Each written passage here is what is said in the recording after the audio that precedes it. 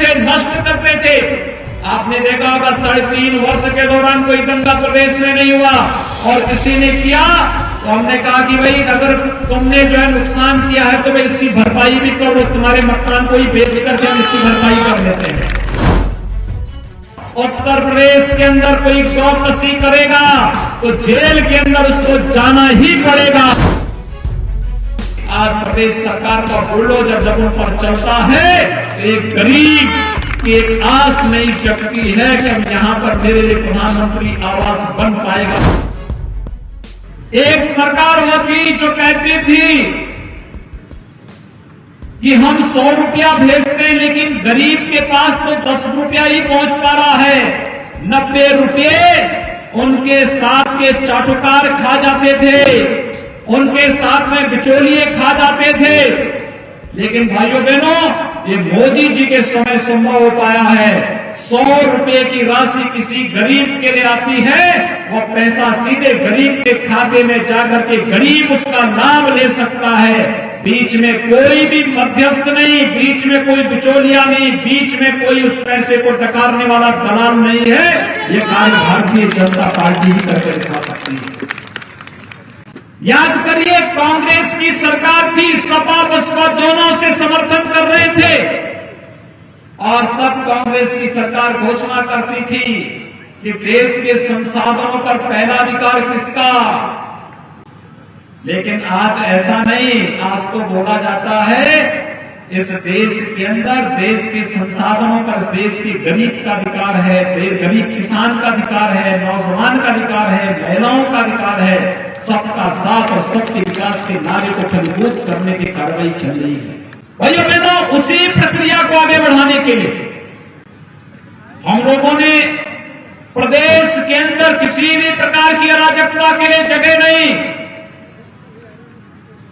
तमाम प्रकार की बातें लोग करते थे, बड़े बड़े दंगा फसाद करके प्रदेश के अंदर व्यवस्था को अस्त व्यस्त करते थे, नष्ट करते थे।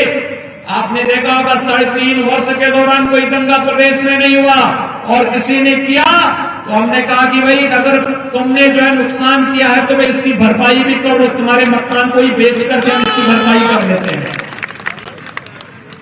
उनके पोस्टर लगाने के कार्य भी किए। और आज फिर मैं कह सकता हूं, उत्तर प्रदेश के अंदर कोई गौकसी करेगा तो जेल के अंदर उसको जाना ही पड़ेगा। गौ माता की रक्षा हर हाल में करेंगे।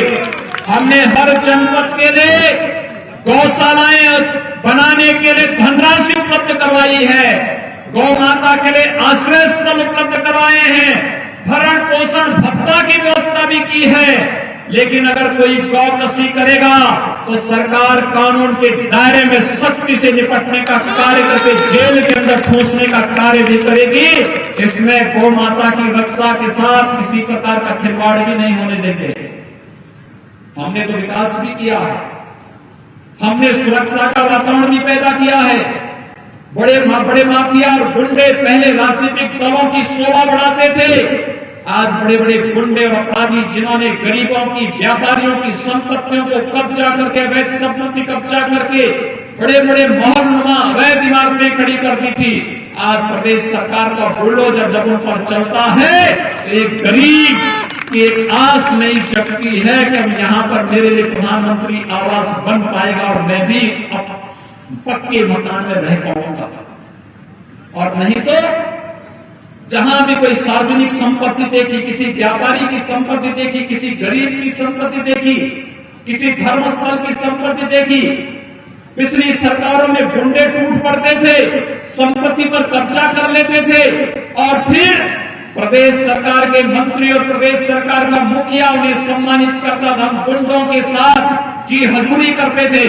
आज तो गुंडों के अवैध संपत्ति पर बुलडोजर चलाने का कार्य प्रदेश सरकार कर रही है, जिससे हर गरीब को हम सुरक्षा का एक स्पष्ट संदेश दे सकें कि नहीं, प्रदेश की 24 करोड़ जनता की जिम्मेदारी हमारा जवाबदेही है और हम इसके साथ किसी को खिलवाड़ करने की छूट नहीं देंगे। भाइयों बहनों, जहां एक और प्रदेश के विकास के लिए, सुख और समृद्धि और सुरक्षा के लिए पूरी मजबूती के साथ कार्य हो रहा है। आपने देखा होगा पहले इसी प्रदेश में महीनों महीनों दंगे होते थे। पिछले 3.5 वर्ष से तो आपने कोई दंगा प्रदेश में नहीं देखा होगा भी नहीं, क्योंकि दंगाइयों को मालूम है कि अगर दंगा किया तो कहां जाएंगे, क्या स्थिति होने जा रही है।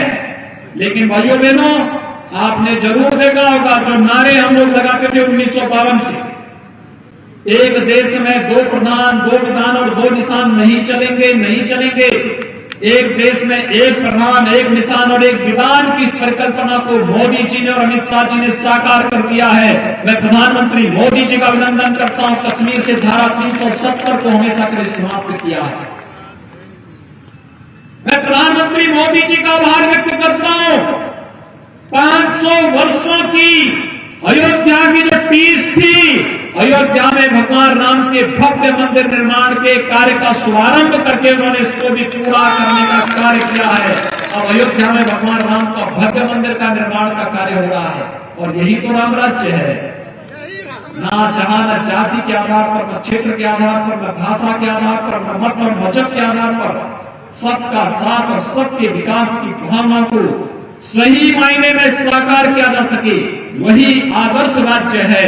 वही आदर्श राज्य राम राज्य है, और राम राज्य की इस परिकल्पना को साकार करने के लिए भारतीय जनता पार्टी केंद्र और प्रदेश की दोनों सरकारें कार्य कर रही हैं। और भाइयों बहनों, उसी दृष्टि से आज हम सब आपके बीच में यहां पर आए हैं। हमारा पूरा मंच आया है, यहां के सभी पदाधिकारी आपके बीच आए हैं।